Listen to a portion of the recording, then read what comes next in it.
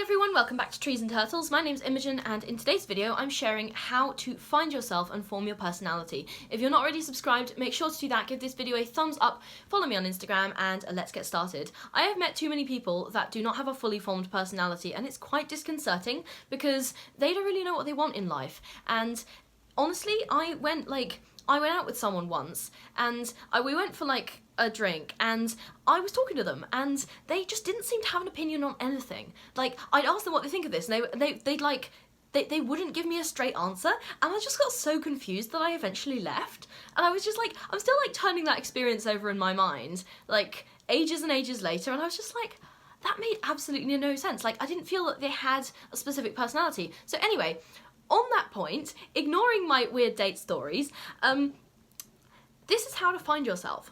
Number 1, self-reflection, okay? Spend time alone and reflect on your thoughts, your feelings, your experiences, okay? Consider your strengths, weaknesses, values, beliefs, and identify patterns in your behaviour and think about what motivates you. So let's take each one of those at a time. When you're spending time alone, you've got to listen to your internal monologue, unless you're listening to music. So turn the music off, reflect on how you're feeling right now. What are you thinking? What have you been through in the last few days? Weeks, months, years, okay? Consider, what are you good at? What are you not so good at?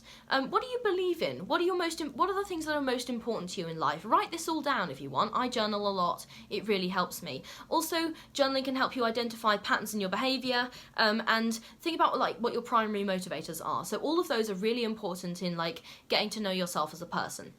Right, number 2, explore your interests, okay? So sometimes you don't know what your interests are until you try new stuff, okay? So try new activities, try new hobbies, notice whether you enjoy them or whether you don't, okay? And you can also take classes, attend workshops, join clubs and meet people, okay? And sometimes meeting someone who's got one interest and then they have another interest and then you discover that you also like that hobby and you've made a friend in the process. So win-win, explore your interests. Right, number 3, challenge yourself, okay? Step out of your comfort zone, take on new challenges. This is kind of the point I just made about trying new things, but try stuff even if you're not sure you're gonna like it or it's really new to you, okay? Facing challenges can really help you discover your strengths and your areas for growth, your challenges. What are you good at, what are you not good at? And sometimes what you're good at can inform what you want to do, and sometimes you really want to improve at something you're not good at but you really love, okay? So either way, a challenge is really, really good for you and really good for discovering your sense of self. Right, number 4, embrace change, okay? Understand that change is a natural part of life. If you're developing yourself, you're developing your personality, and you're trying to find yourself, then it's change is non-negotiable, okay? You have to change. You're actively seeking change. By watching this video, you are seeking change, okay? So please be open to it. Don't seek change and then be surprised when change comes your way. So be open to adapting and evolving as you learn more about yourself. I mentioned this in one of my tattoo videos, but I did not think ever that I would be a person who got a tattoo, and then I discovered a tattoo that I really wanted to get, and here it is. So be open to change and learn that sometimes changing stuff about yourself is really good and it's really healthy. Also, I want you to learn from your experiences, okay? So reflect on your past experiences. They might be positive, neutral, negative, whatever you felt about them, reflect on them, and consider what you've learned and how these experiences have shaped you. So one of the things that I find about most interesting people is that they have a wealth of experience. Not only do they have a wealth of experience, but they also have a lot of self-knowledge from that experience. So they've reflected on their experiences and they know how those experiences have contributed to them being the person that they are today. So they're very, very self-aware about what they've experienced in the past, and that's a hugely attractive quality from a sort of a friendship point of view, a dating point of view, any point of view. Interesting people and people who are personable understand how their history has shaped them, and they know what lessons they need to take forward from those experiences. Alright, the next thing you're going to need to do is cultivate self-compassion, okay? If you're not treating yourself the same way you treat your best friend, then you should reassess, okay? Treat yourself with kindness and understanding. If you're not being kind to yourself, then it's very hard to find your true personality because you're just centering yourself on negativity all the time, and then that becomes your personality. It's just becoming sort of super negative, and that's honestly not great, okay? So accept that nobody is perfect, and honestly, when you make a mistake, that's genuinely an opportunity to grow more. Like I mentioned in the previous point, when someone's had a bunch of experiences, it's not necessarily the experience themselves, but what that person has taken from it, okay? What they've learned from it. So just reflecting on those and accepting that sometimes experiences, yeah, they're going to suck, but you can learn from them and use them to build your personality to a sort of like a richer, deeper place. All right. Build healthy relationships, okay? On the point, after I've talked about your relationship with yourself, you've got to also build relationships with other people. So surround yourself with positive and supportive people. Positive and supportive friends and family and partners, okay? They are all going to help you find yourself, and they might think, oh, you'd love this like idea or activity, and they can introduce you to new stuff as well, and they can push you to get outside of your comfort zone. They can take you on like new trips and new experiences.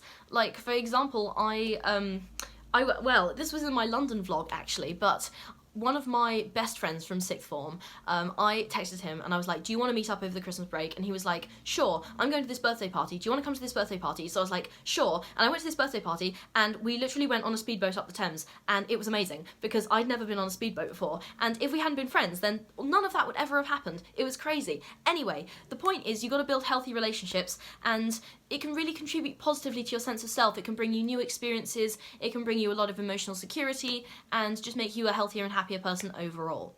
Okay, so building your personality and finding who you are can be done in conjunction with building healthy relationships with other people. I have 2 more tips for you, so stay tuned. Okay, number 1 is to read and learn. The more you learn, like, really interesting people tend to have a lot to talk about, and the way you have a lot to talk about is you're constantly learning, you're really curious, you're reading stuff all the time. Okay, so whether that's exploring literature, philosophy, psychology, science, maths, art, history, whatever, okay? Learning from other people's experiences and wisdom can really provide valuable perspectives. So talk to people, read stuff, listen, watch, okay? Whatever, just learn, make notes, take a course, okay? Just stay curious. And I talk about this all the time in my videos, but please, please, please stay curious, because a curious person is an interesting person. Also, a curious person probably want to listen to you, and if you're listening to other people, then other people are going to like you because you're curious about them, and people absolutely love to talk about themselves. So just be curious all the time, and you will, like, naturally become a more interesting person. And finally, go to therapy, okay? A lot of the time, like, we have mental blocks in the way of us forming our own personalities or finding ourselves, okay? When I went to therapy the first time, I was 17 and I was very, very insecure, and I did know some stuff about what I liked and who I was, but I was just not secure in any of those beliefs or those sort of experiences, and my self-reflection was a bit like shaky, wobbly, and just going to therapy really helped me cement my sense of self. I felt a lot more secure in who I was, I felt a lot more able to be authentic, I felt a lot more confident, and I felt a lot more open to trying new things, okay? So therapy did all of that for me, and if you get a good therapist and the right kind of therapy, and it can be difficult to do, but it is worth it, and they are out there.